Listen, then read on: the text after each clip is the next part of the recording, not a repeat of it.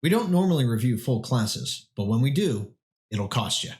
Today we'll be looking at the Merchant class by Terran Pounds.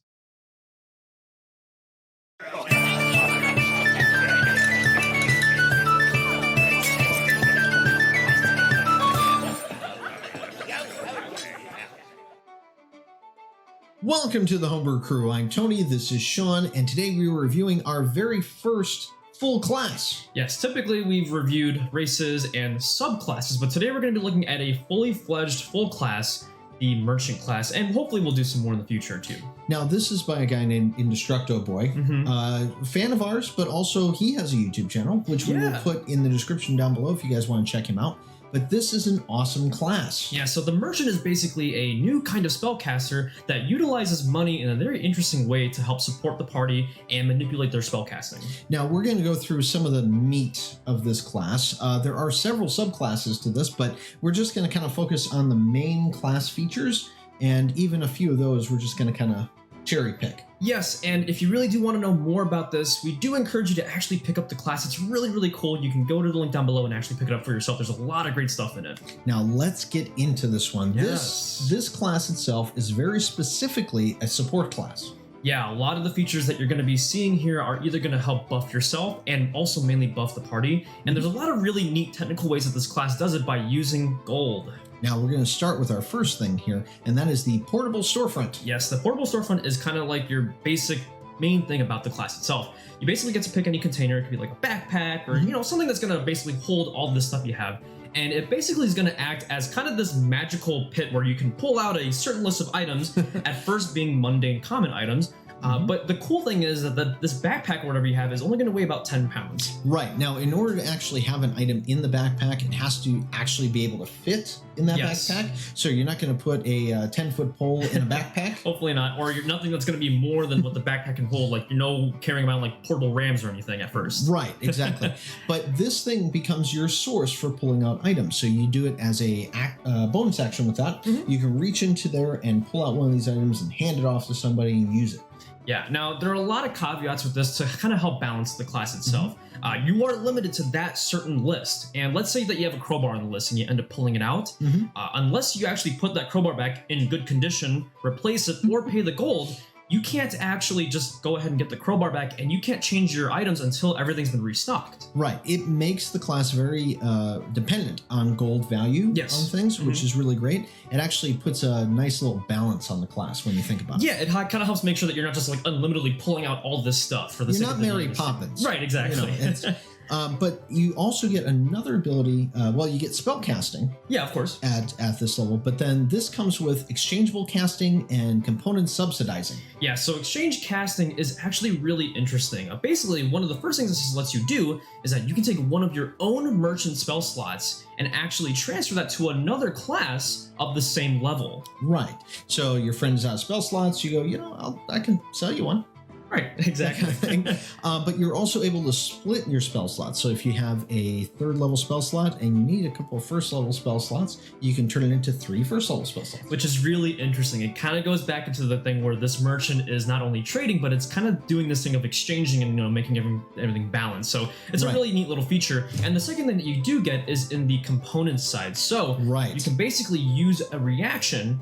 And let's say your buddy is casting a spell, but it costs a certain amount of gold or whatever. You can use a reaction to actually forego a material component for your buddy's spellcasting. Now, I know what you're thinking. Diamonds galore, right? No, it has to be actually of lesser value than your total merchant storefront level. Yes.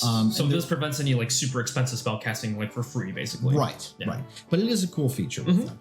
Now, you do get a couple of different things here that we kind of are going to skip a little bit, but we are going to go over one called Bang for Your Buck. Now, this is a 2nd level merchant feature here. Yeah, so this is a little interesting. Essentially, whenever you use an item, so instead of like rolling like whatever the die has, you can actually replace it with the value of your charisma modifier. Right. So for example, you have a potion that's 2d4 plus whatever, 2 or what have you. It would be 2d4 plus your charisma modifier. And interestingly enough, if it doesn't have a modifier, you can actually go ahead and just like toss your charisma modifier in there.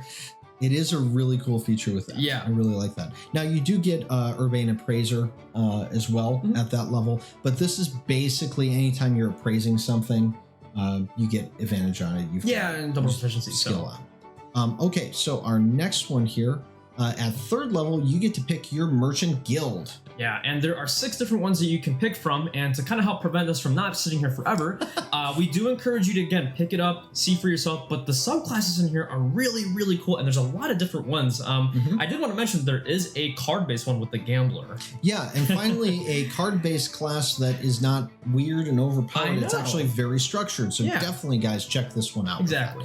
Now, we also get another ability coming up here, and that is Top Shelf. Now, this adds on top of that storefront. Yeah, so at 6th level, it's important to note that you can finally start including uncommon magic items, again, as long as it's within the storefront value. If you do need to remember what, kind of give a gauge as to how these magic items are valued, be sure to check in that Dmsguild for that value. But essentially, the way this is going to work is that this Top Shelf is kind of outside of the realm of the storefront value.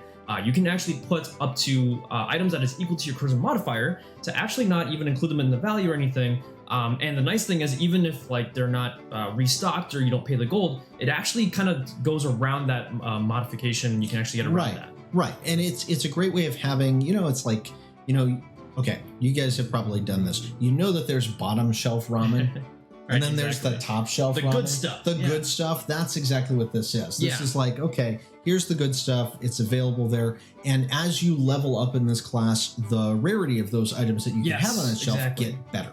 All right, so this next one here is use extra object. This is pretty self-explanatory, Sean. And super simple, but actually a really neat thing. Basically, when you use the object feature on your turn, instead of using 1, you can use 2. Right, so instead of drinking 1 potion, drink 2. Or maybe you want to use your wand and chug at the same time. We do encourage you to not drink and spellcast, but for the sake of this, for the sake of this class, you absolutely can. So. All right. Well, I know we're going through these kind of fast, but it is a very, very full class. Absolutely. I will mention there are spells in here that he put in there. The subclasses are all fleshed out, and it is pretty big. So. Yeah, there's a lot in here. All right. Our next one here is backstock.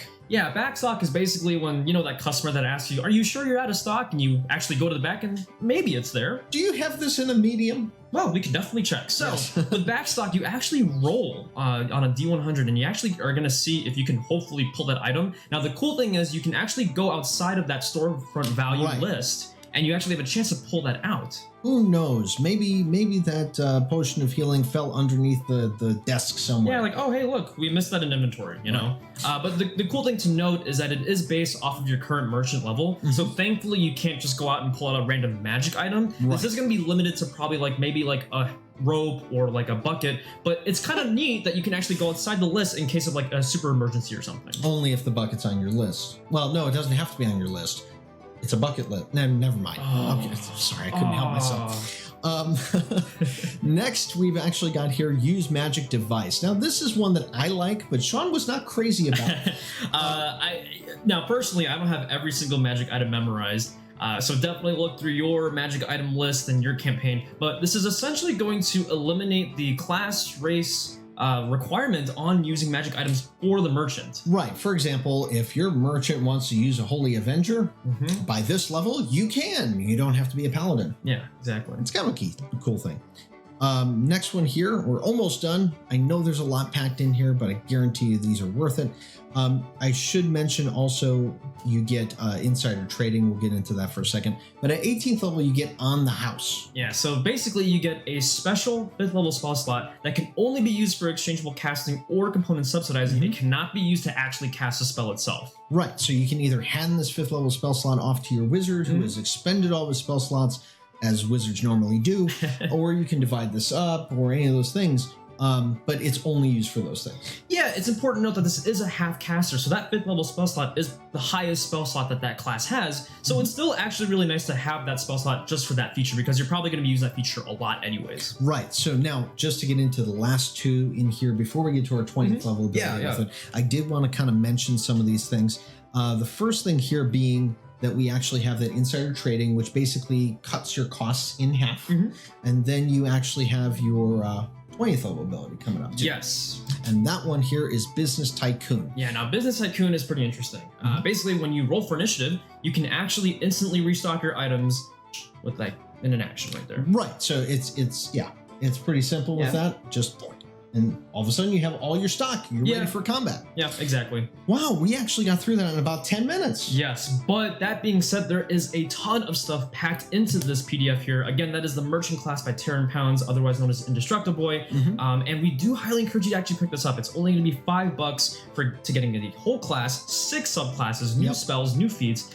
So you're going to get a lot of value for this if you decide to go with this one. Absolutely. And again, you can pick that up in the Dmsguild there. Just search for the Merchant class. This is his second revision of it, and it is fantastic. You guys are going to love it. Yes, and if you do want more reviews on full classes or other stuff like races and items and such, be sure to subscribe, hit the bell. You'll actually get a notification as soon as we get a new video up.